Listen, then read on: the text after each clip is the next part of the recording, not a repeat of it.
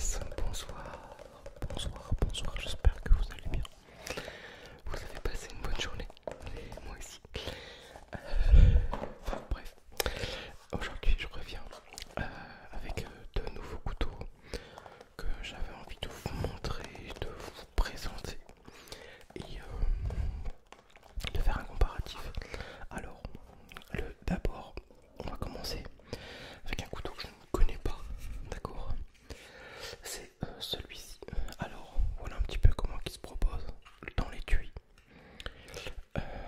Ça fait penser à premier visu comme ça à un Mora. Alors, on peut comparer cette marque-là, Ultra Force et Mora, d'accord? Visuellement, on est plus ou moins sur le même genre de couteau. Maintenant, on va comparer. Enfin, on va d'abord présenter celui-ci. Alors, Ultra Force, c'est une marque que je ne connais pas du tout, que j'ai un peu trouvé sur internet. Et il est noté couteau de sécurité. Alors pourquoi? Moi qui suis pas très fan et je suis pas du tout connaisseur de ce genre de couteau, j'ai été voir un peu sur internet. Alors, un couteau de sécurité comme celui-ci, c'est simple. De base déjà, c'est des couteaux super simples.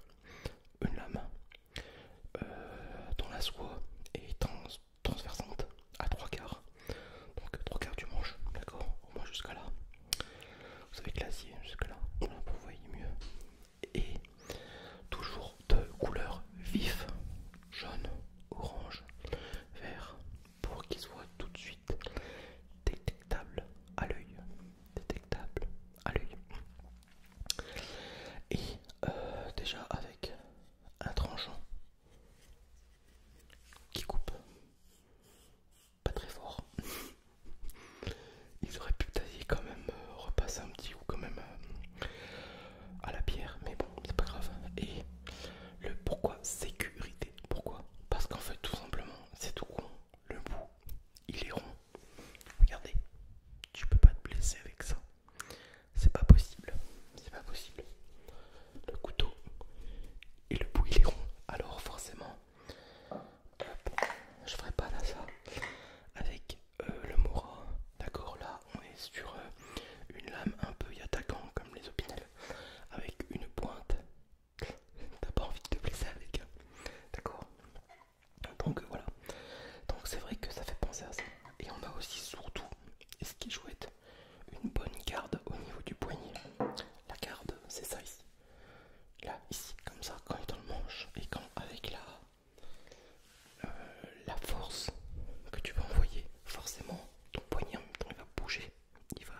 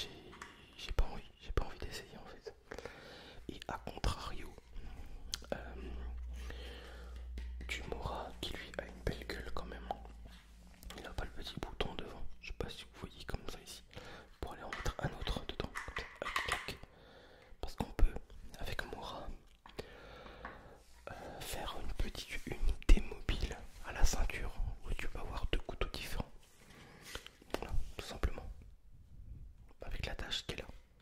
Pas bon. Donc, hop. Mais bon, ça vaut le coup de l'essayer. Ça va pas être un mauvais couteau. Après, pour faire du petit taf, il y en a assez. J'en ai un au travail, moi. Je me sers pratiquement pas. C'est le noir que je vous avais déjà présenté. Celui-ci, c'est de l'édition spéciale 2023 que j'ai gardé neuf. Mon père voulait le prendre pour le poussier. J'ai dit, la question tu touches pas. Donc voilà un petit peu. Après, au niveau caractéristiques et tout ça, je vous laisse aller voir. Hein. Il y en a plein de vidéos. Là, moi, j'ai rien inventé là-dessus. Sur YouTube. Pour les poids, les grainages, pour ceux qui sont très à cheval là-dessus. Moi je m'en fous un peu, c'est pas des couteaux que je porte au quotidien. Ça m'arrive de les porter pour faire 3 4 bricoles ici à la maison, pardon, ou autre. Mais voilà. Deuxième couteau que j'avais envie d'avoir depuis très longtemps.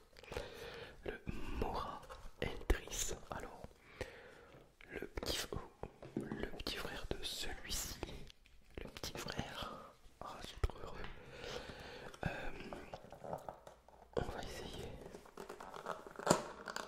de pas faire trop de bruit. De pas faire et voilà. Alors, voici la boîte. Je suis désolé. Alors, désolé, je viens d'éternuer. Voilà.